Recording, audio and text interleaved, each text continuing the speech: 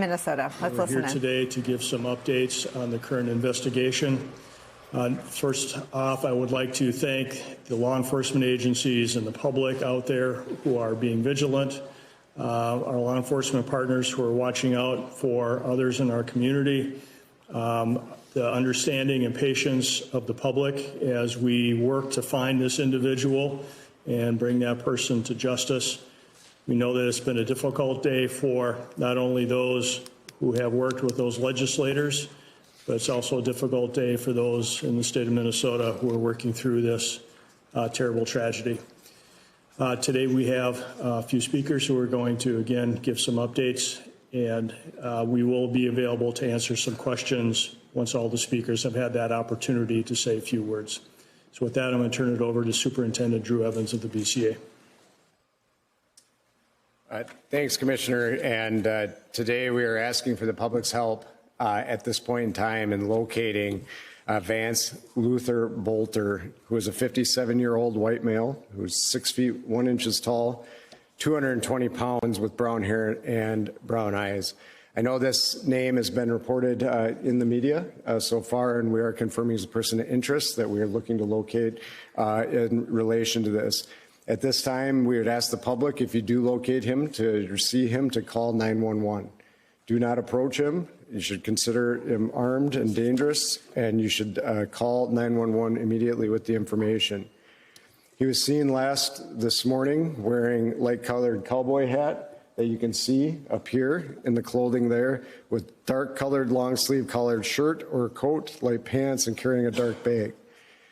If you have any tips about the whereabouts or any information that would be helpful, you can call local police department, or you can call our BCA tip line at 877-996-6222, or email us at bca.tips@state.mn.us.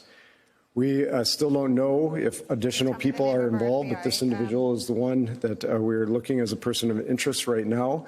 But there may be other people with him, and we would like to speak to anybody that may have had contact with him at any point in time. So please connect with us, even if this has been some time ago today, so that we can follow up and continue to work together to keep our communities safe. And we, as the Commissioner noted, we'll take some questions at the end. But again, we are seeking the assistance of the public in locating him. I want to continue to say, as you see, there's hundreds of law enforcement officers working on this right now for the partners that you see up here today, as well from Champlin, Brooklyn Park, the State Patrol, Hennepin County Sheriff's Office, FBI, ATF, just a myriad of partners working to try to locate this individual. And with that, I will turn it over to the mayor, and we'll answer questions at the end.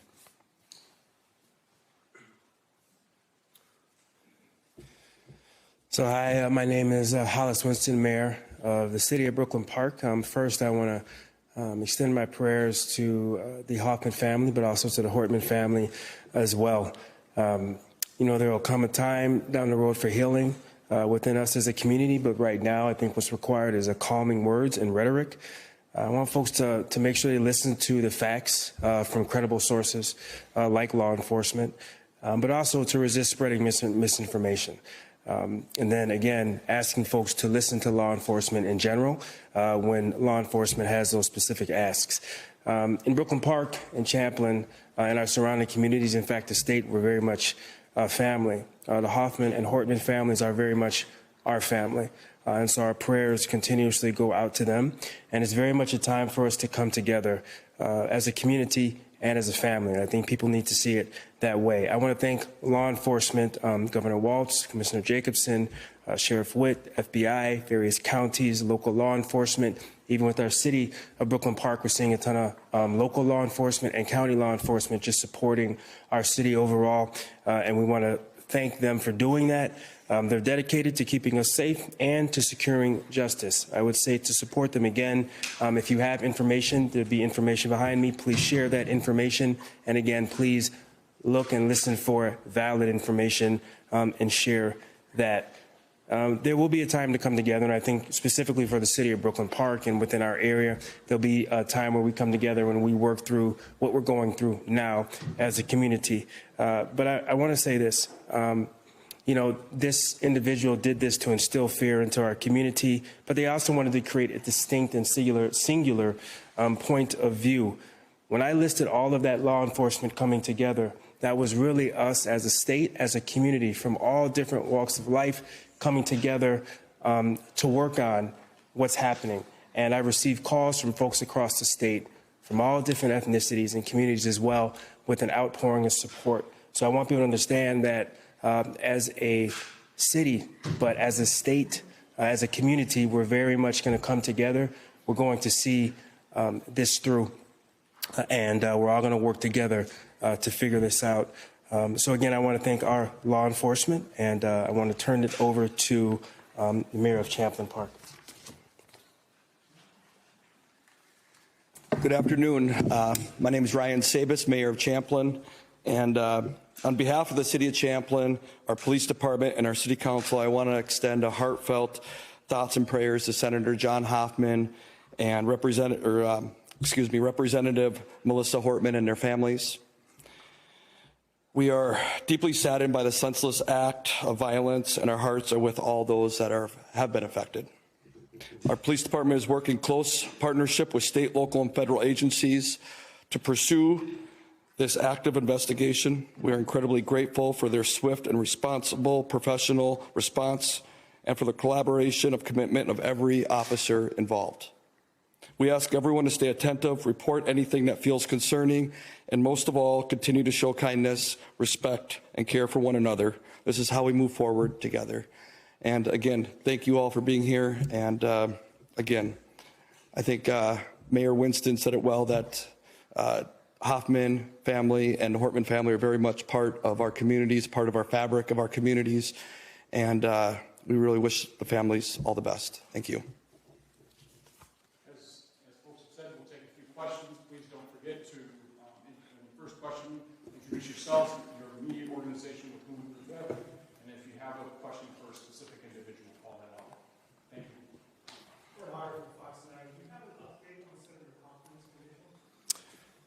The question was, do we have an update on Senator Hoffman's condition? We don't at this time. The last information we had is that he was out of surgery and was in stable condition at that time, but that certainly experienced significant injuries. So we'll have to continue to monitor that. You said person of interest, so not a suspect, or is He's a suspect. One and the same for this particular case at this point in time. Okay, so we can say suspect. We can say suspect. Adam Duxford, WCCO.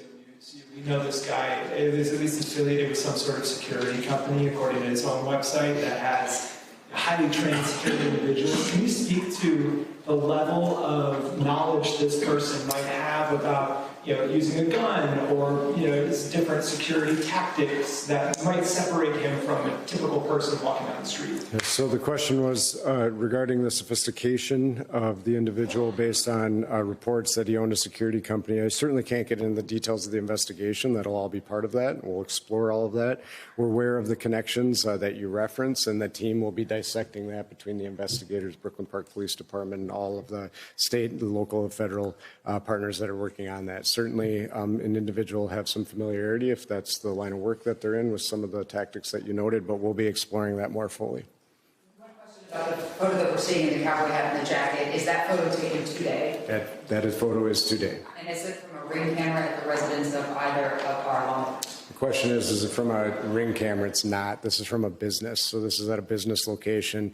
We believe, as noted, that we believe he's was still in at this time. He was in the Twin Cities area, and that we are continuing to work and follow up on that. We believe he's working to potentially flee the area, and so that's why we're sharing that with that information now so that we can safely apprehend him. Is there a way that you're in touch with the TSA? I know Governor Walz has been in contact with federal agents, as you have mentioned with the FBI. Yeah. Are airlines, seeing his picture so he doesn't board a plane? Yeah. So the question is, are we in contact with TSA? We've been in contact with all of the federal authorities that are relevant to this investigation. We will continue to be. Are you able to share the time or location that photo was taken today? The question is, can I share the time and location? This was this morning when this was taken. It was in the city of Minneapolis. That's at this point, I think, all that we can share as we work to follow up on that. Are there any surveillance or ring camera video from either of the residents where the shooting's taking place? The question is, there's surveillance or ring camera. We do have various video from different locations. I don't want to get into specifics as part of the active investigation, but there is video that has been obtained by the investigators. Talk about some of the other locations that you guys are working on in Green Isle, maybe at Willimantic, Fremont, and Minneapolis. So, yeah, we can, the question is, can we talk about some of the other locations? You know, because our teams are very active as part of an active investigation, I can't talk about the specifics. What I will tell you is the two locations you noted in Minneapolis and in Green Isle, they are related to this investigation and the follow-up that the teams are doing. I'm sorry, we're going to give it to Ellen, and then we're going to have one more question. Can you talk a little bit more about the manifesto and what kind of motivation there might be? We're told that there might be some pro-choice lawmakers on this manifesto, and if that has anything to do with the motivations here. At this point in time, it'd be premature. The question was, is the manifesto and the information that we have received as their motivations? We are working diligently on that. There's certainly some indications within that, but there's not specifics enough. We have been, this is a very active and fluid investigation. Throughout the day, as you've been waiting and these teams have been out working out in the field, and they have been gathering more documents and information. So it would be premature for me at this point to really say exactly what the motivation might be from these writings, but we will be continuing to work on that and provide that information when we're able. Mr. Walker, senior from the church community, did they know each other? Like, did this man know either Richard Portman or Senator Hoffman in any capacity? The question is, do they know each other in any capacity? We are still exploring that. There's certainly some overlap with some, public meetings, I will say, with Senator Hoffman and the individual, but we don't know the nature of the relationship or if they actually knew each other. All right, thank you. Thanks, everybody.